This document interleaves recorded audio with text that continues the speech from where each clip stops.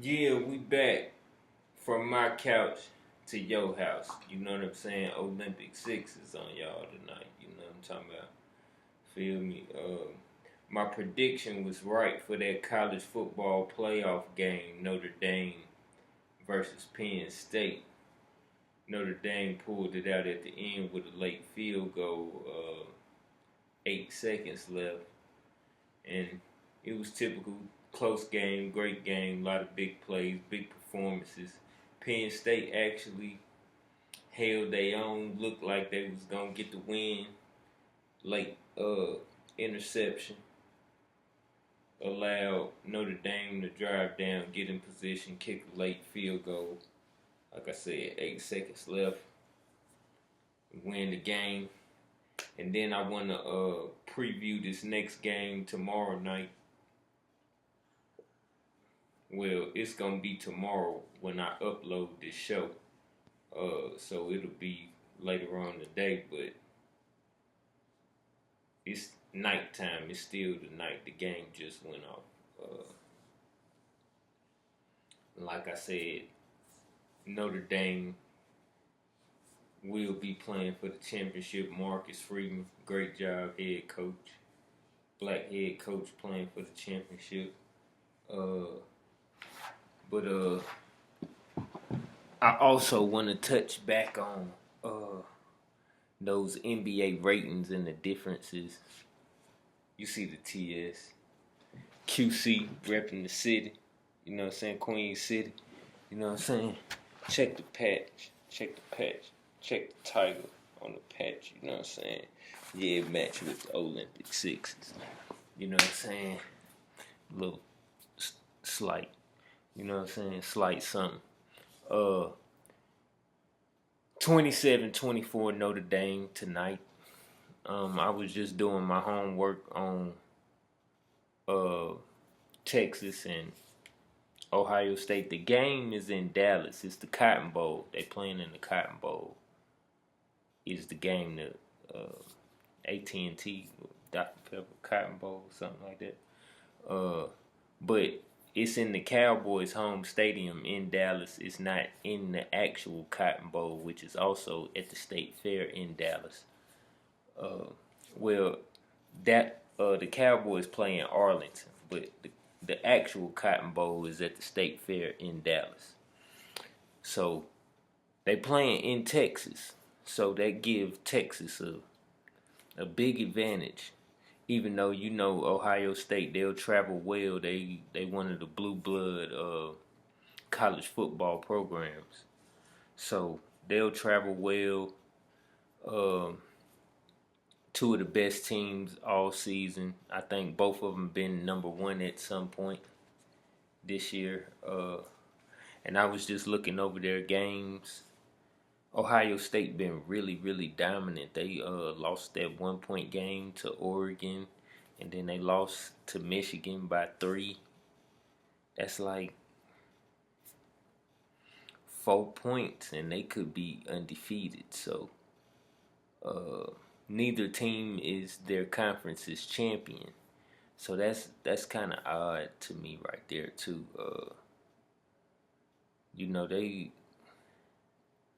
I want to see the champions. Cause in college basketball, when you're your conference's champion, you get the automatic bid into the tournament. And I think the college football playoff should look into something like that, because it's not like it's a tournament to win the conference in college football.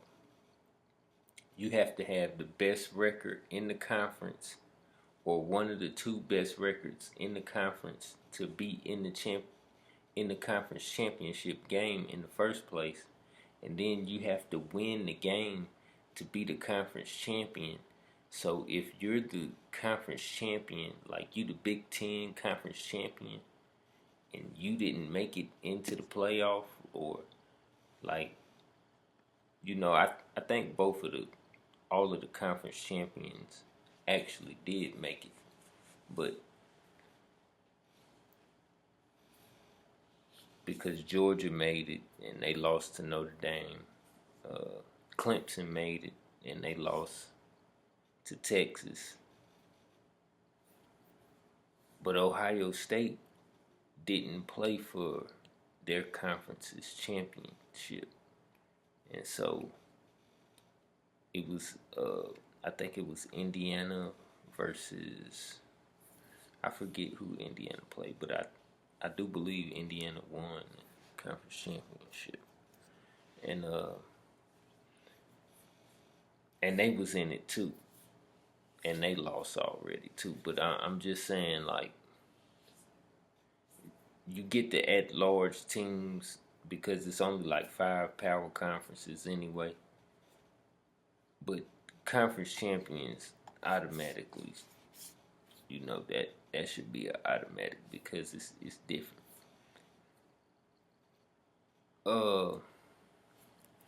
Texas, Ohio State, man, Jeremiah Smith, the great receiver from Ohio State. Quinn Ewers, he had the heroics against Arizona State. Might get to see Arch Manning in this game a little bit, especially if Texas have a slow start and it looked like they need the relief pitcher to get them back in the game. You might see Arch Manning in this game. But to me,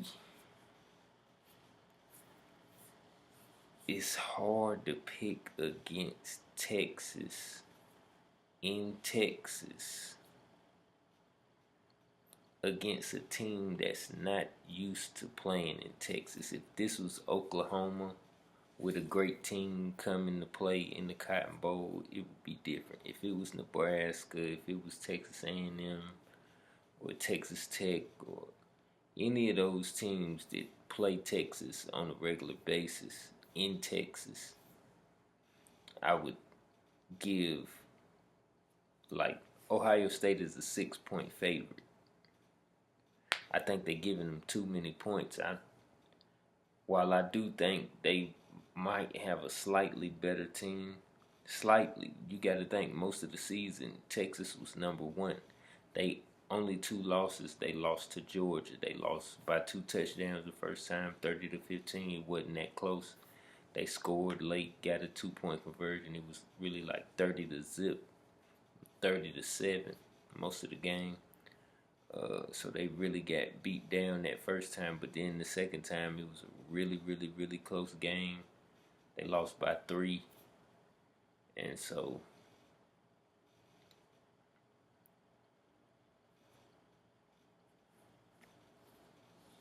I want to lean towards Texas, but I don't want to pick against Ohio State either. Even I don't like Ohio State. I'm a Miami Hurricanes fan. I hate Ohio State with a passion. When they lost to Michigan, I was like, yes, they not going to make it to the college football playoff. But they made it anyway, and it's looking like they're going to be playing Notre Dame for the championship. That's what it's looking like.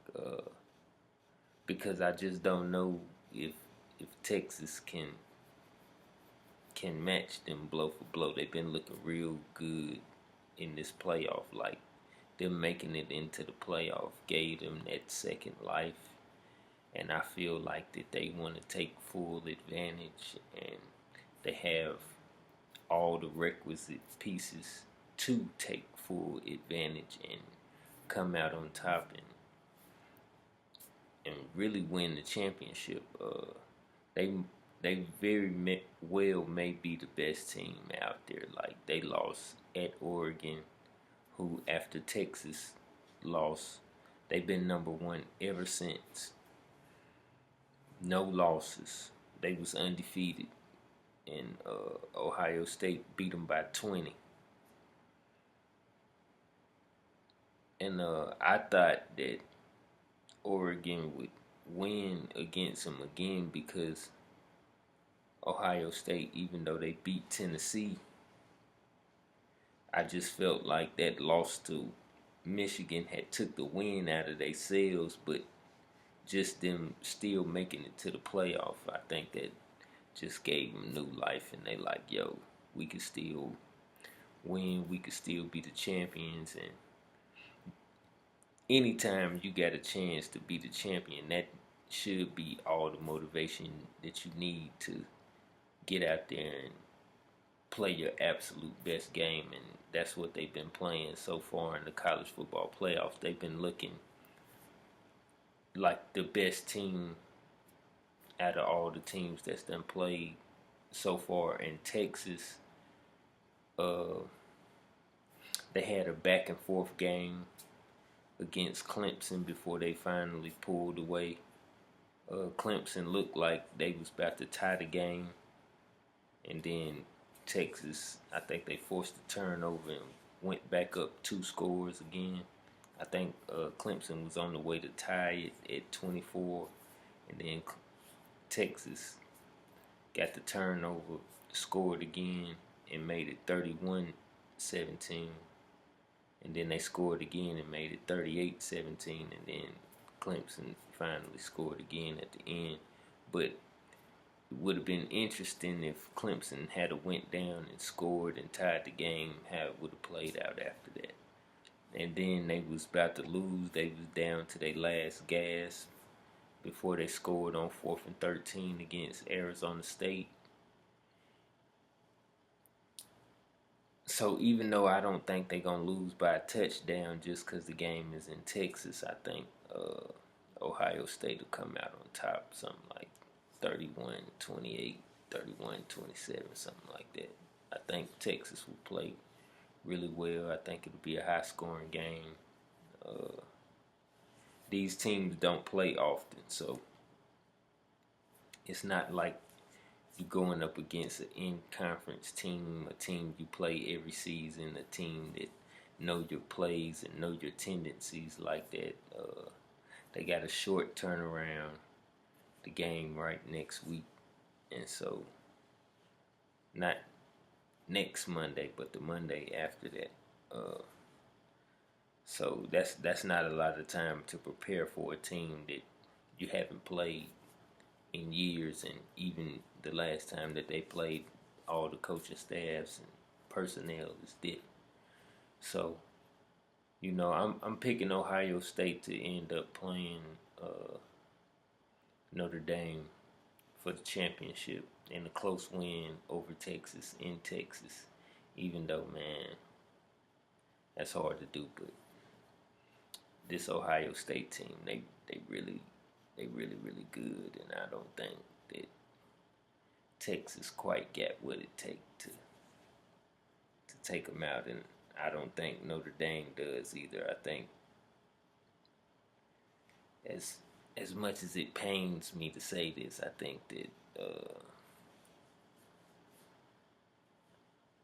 Ohio State gonna end up winning this championship this year. But I'll make another assessment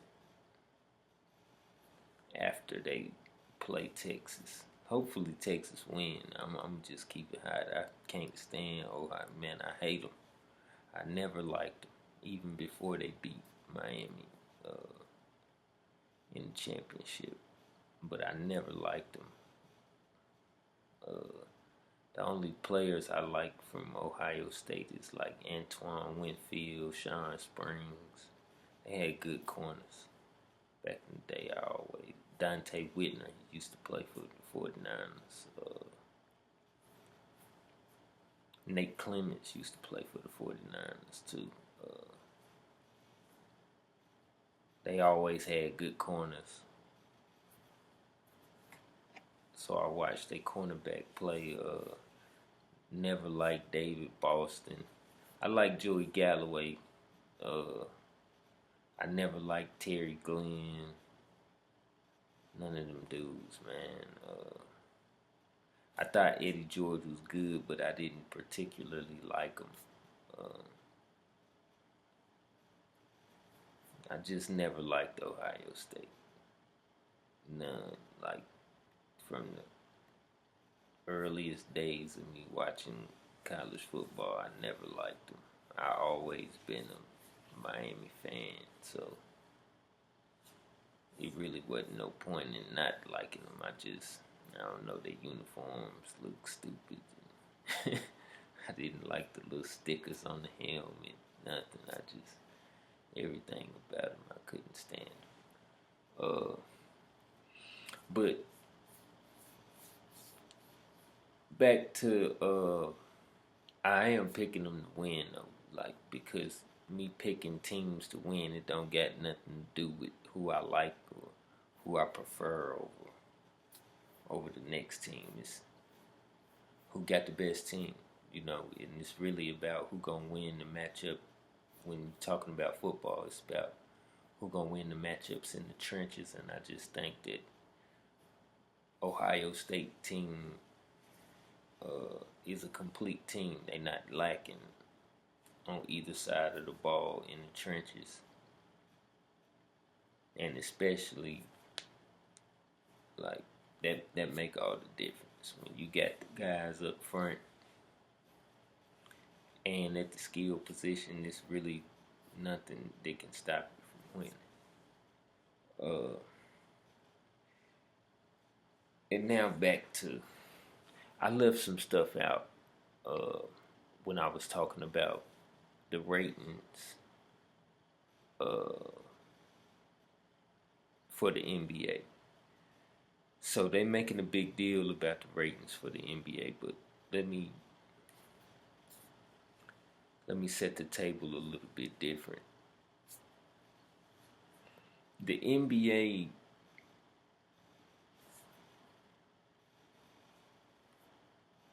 play a lot of games. They play 82 games. The NBA for the longest time wasn't no NBA on TV. Like they got NBA on TV in the 90s because of Jordan. You know what I'm saying? It started with Bird and Magic making the NBA a hot commodity, like must-see TV, and then Jordan came and he took it to a whole nother level.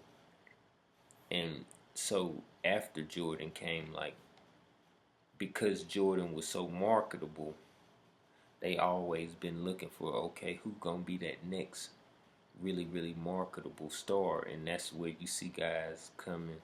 Like, even though Barkley came with Michael Jordan in '84, it was later that they saw, oh, he got the personality and everything.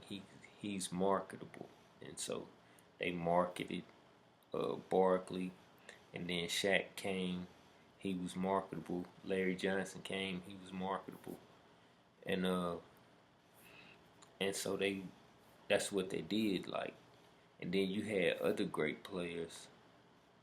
They really wasn't marketable like that, and I don't know what the reasoning was, but all the great players wasn't marketable. Like Chris Webber, he wasn't really marketable like that. He was the #1 pick in the draft. Jason Kidd, like, he wasn't marketable like that. Grant Hill was, though, from that draft class. Glenn Robinson, I think he was the #1 pick in that class. He wasn't marketable like that.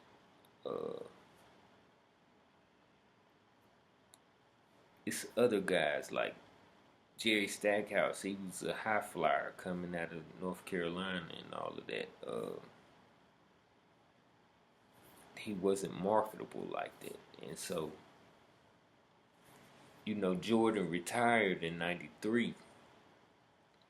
And the finals that Houston won in '94 and '95, they was the lowest rating finals, like, I think since before Magic and Bird. And so when Jordan came back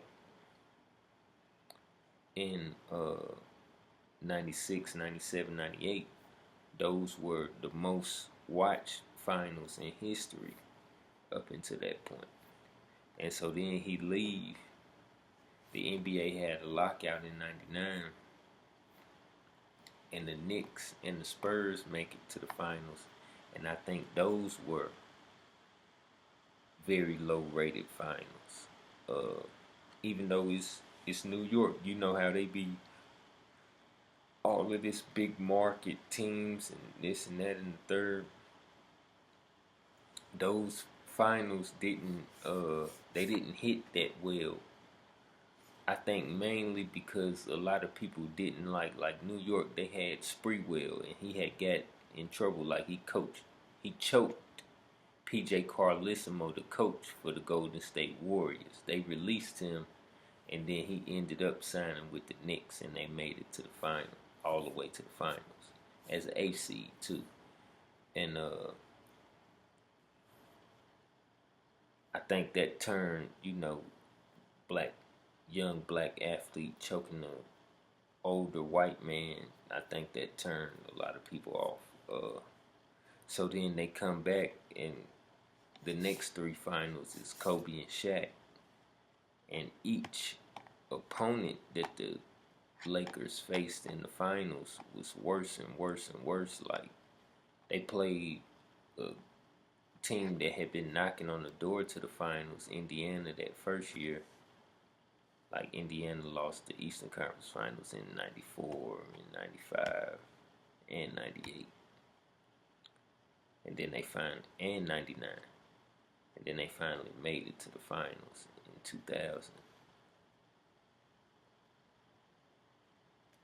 It was an alright series. The Lakers really could have won in 5. They won in 6.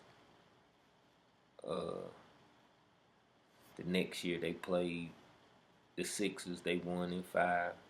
Next year they played the Nets. They swept them. So none of them was competitive, but it's the Lakers. It's the biggest brand in the NBA, and so it's good for business.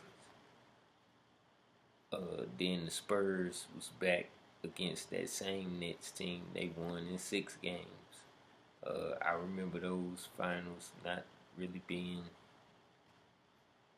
that entertaining. You knew the Nets couldn't beat the Spurs. The Spurs just beat the Lakers, who had three-peated, and the Lakers just swept the Nets the year before that.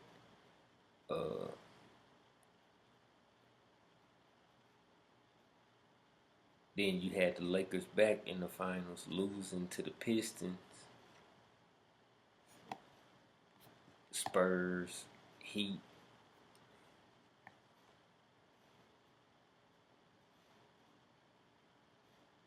Spurs again, and then the Celtics, and that's what really ushered in what we see in the NBA now.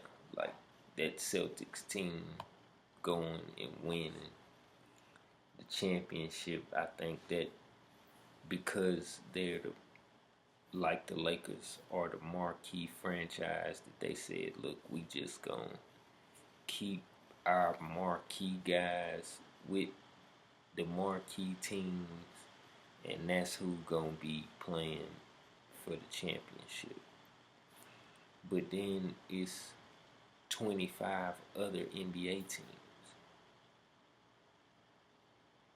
It's 25 other NBA cities that can't get consistent basketball. It used to, just like I said about Indiana, that team was good all the way from the early 90s to the early 2000s, like a 10-year window.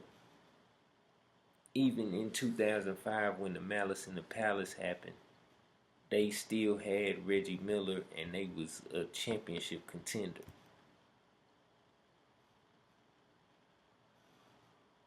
Or he might have retired right before that season or something like that.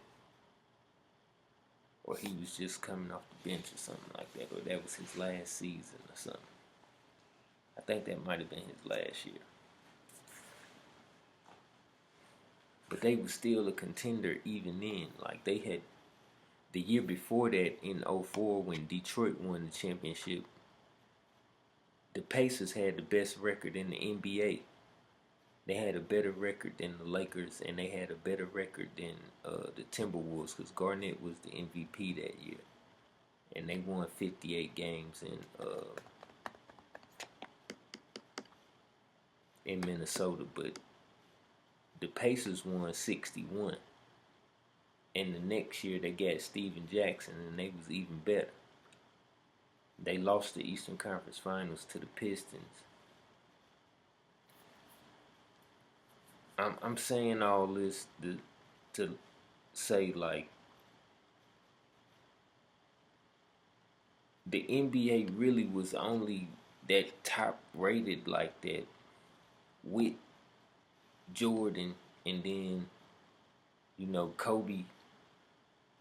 They playing the same type of game. They bringing it every night. Kobe bringing it every night. Jordan was bringing it every night. AI was bringing it every night. Kevin Garnett, these guys, they was playing hard every single night. Then you had people like Tracy McGrady, Vince Carter, Yao Ming when he was healthy. Yao was a big attraction, especially when you talk about basketball being global. Dirk Nowitzki. Every night it was marquee guys carrying the league, but it was those top people that really was making it go. Shaq, Kobe, Jordan, AI.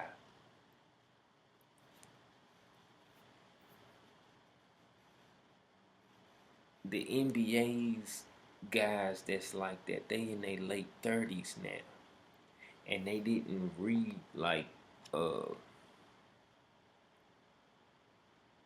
they didn't let the young guys breathe, like, while the Warriors was having their little rivalry with Cleveland for those 4 years. Where was the next team that was gonna come up and challenge the Warriors? They just imploded on their own, and it wasn't no teams to come take their place. It was never like that in the NBA. A team always came and took the spot. Like I said, Indiana was always right there knocking on the door. Even though the Bulls was running the 90s, Indiana was right there. The Knicks was right there. Orlando, until Shaq went to LA, they was all right there. The Knicks made it to the finals in the 90s twice, in 94 and 99. Orlando made it to the finals. The Pacers went to the Eastern Conference Finals 4 times in the 90s before they went to the finals in 2000. Before the Bulls was the champions, they kept making it farther and farther in the playoffs till they lost the Eastern Conference Finals twice. And then they became the champions. Before the Pistons was the champions, they kept making it farther and farther before they finally beat Boston. And then they lost to the Lakers in the finals, and then they went and won the championship. So it was always growing pains to the winning, and then all of a sudden, boom. The Celtics ain't won since the 80s. Boom, they champions.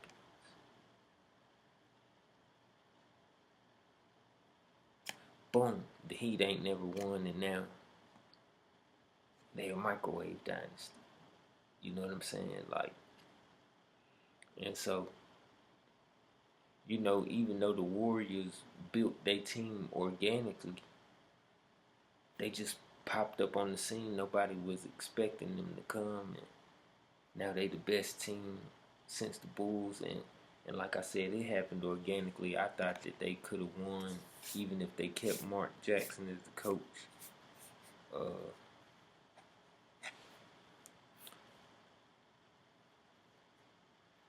But where's the next team? They let their chief rival sent a player to their team to make their team even stronger, and this team just they back now. OKC back now, but they was gone for like 10 years, and they was the chief rival to.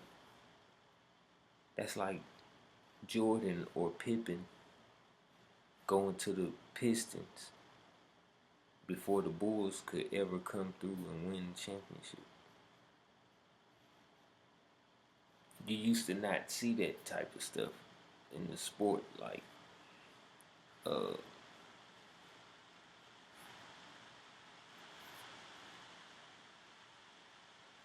it's just been ran different. Like, who's that next marketable star after Steph and LeBron and these guys? Who's the next guys that's coming through that's gonna be marketable?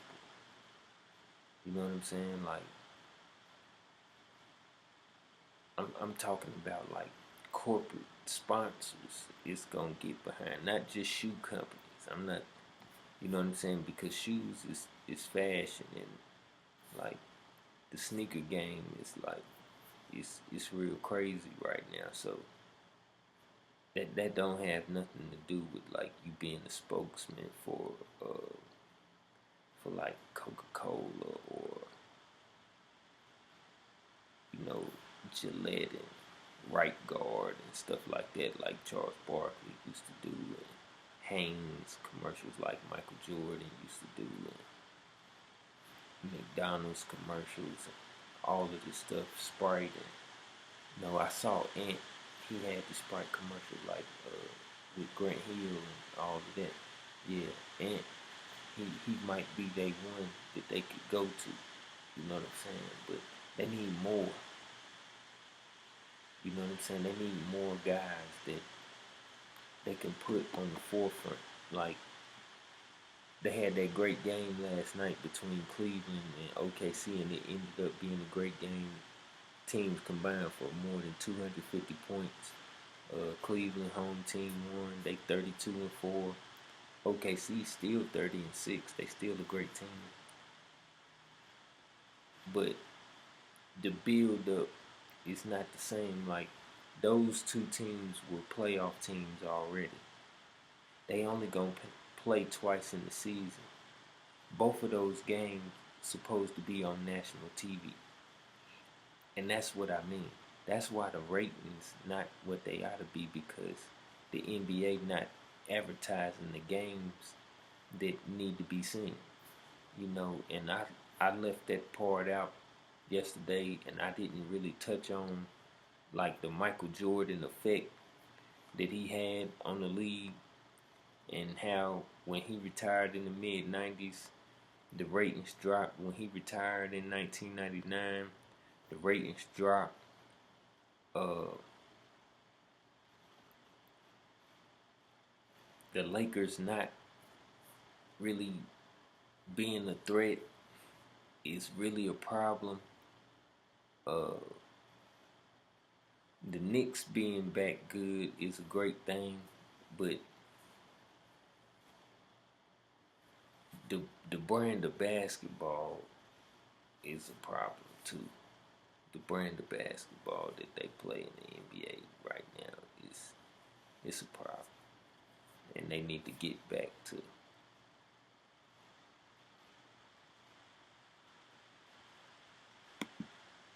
They need to get back to doing